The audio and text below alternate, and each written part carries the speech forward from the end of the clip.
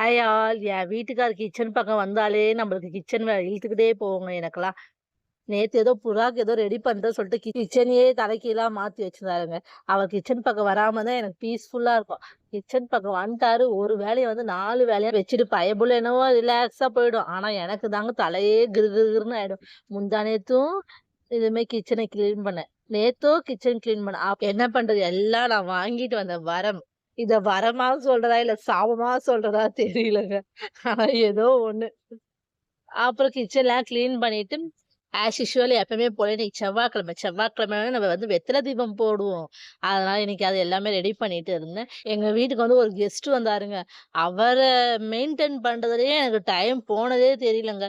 Time ஆயிட்டே இருக்கு. எனக்கா ஒரு பக்கம் வெத்தல தீபம் போடணுமே, மணி 1 மணி ஆயிடுச்சு சொல்லிட்டு அது ஒரு பக்கம். இந்த சாரா ஒரே டார்ச்சர் மேல டார்ச்சர் குடுத்துக்கிட்டே இருக்காரு. பயங்கர சேட்டங்க. இப்படி போயிட்டு வரதுக்குள்ள இப்படி ஏதாவது ஒண்ணு கொட்டி விட்டுர்றான். நான் ஆசையா வெளிய வந்து கோலம் போட்டு வச்சிருந்தேனா, அத என்ன பண்ணியிருக்கான், ஃபர்ஸ்ட் வாட்டி பார்த்தேன் கொஞ்சம் கலஞ்சிருந்துச்சு. சரி நடக்கும்போது ஏதோ கலச்சிட்டான் போல அப்படின்னு நெனச்சேன். 2வது வாட்டி பார்க்குறேன் வேணும்னு போய் அந்த கோலத்த உட்காந்து கலச்சிட்டு இருக்காங்க.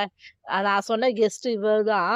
அப்புறம் நல்லபடியா வெத்தல தீபம்லாம் போட்டு சாமி கும்பிட்டு, ஹேப்பியா கடைக்கு கிளம்பியாச்சு. இன்னைக்கு நம்ம வீட்டு லஞ்ச் என்னன்னு பார்த்தீங்கன்னா, அரைக்கீரை வாங்கிட்டு போயிருந்தேன். அது வந்து கடைஞ்சிட்டு வாழைக்காய் மட்டும் ஃப்ரை பண்ணி வச்சிருந்தேன். இன்னைக்கு வந்து ரொம்பவே சிம்பிளான லஞ்ச் தாங்க. வாங்க சாப்பிடலாம். உங்க வீட்ல என்ன ஸ்பெஷலான லஞ்ச் சொல்லுங்க. ஓகே, சப்போர்ட் பண்ணுங்க. பை. Thank you.